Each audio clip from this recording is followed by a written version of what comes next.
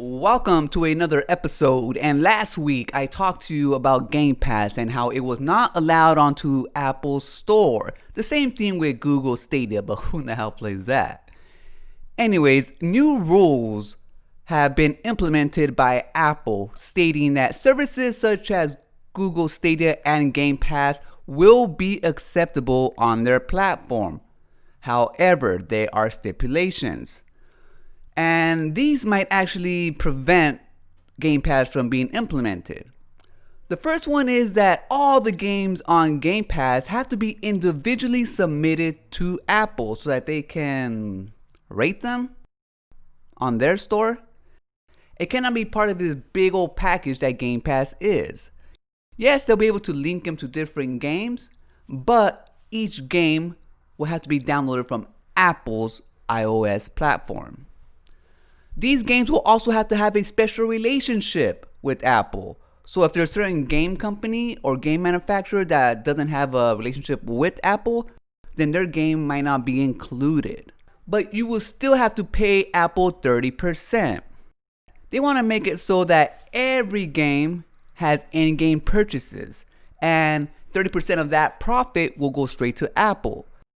Now, the whole point of Game Pass, the whole point of putting this on iOS system is to circumvent the 30% charge that Apple does, because you're not necessarily getting these games from Apple. They're on Game Pass. You already pay for those.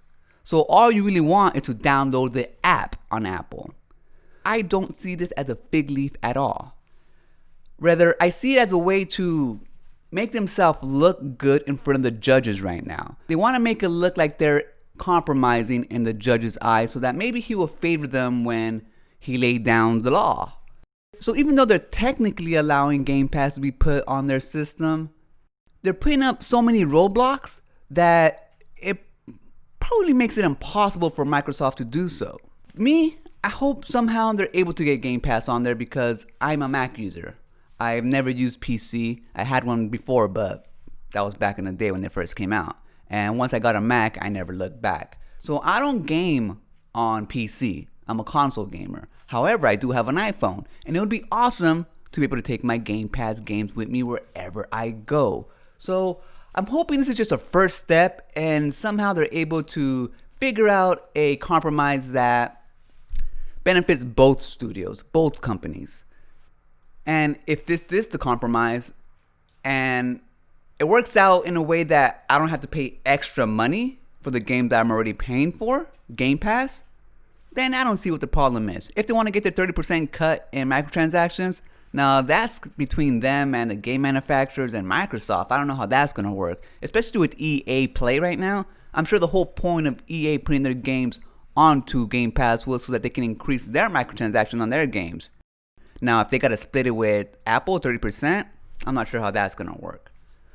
Now, I expect to see much more lawsuits from Epic, from Apple, from Google, from Microsoft, because that's what big corporations do. And in the end, they're going to figure it out.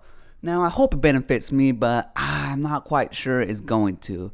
There's just so many roadblocks that they're putting up, having to put in games individually onto their platform.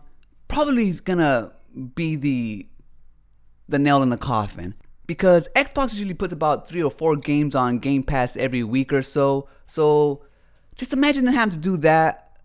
Another step on Apple's system just to give us what they already pretty much worked out. They have all the kinks worked out for Game Pass. And now Apple wants them to implement more. I'm usually a big Apple fan, as you know, but I'm also a video game fan. And right now, Apple is pretty much pissing me off. As of this video, Microsoft has yet to respond. I'm sure more news will be breaking out on this, so I'll be updating this as it comes out. That's going to do it for this episode. Remember, when shit's the fan and companies are greedy out there trying to make you buy your game twice, run.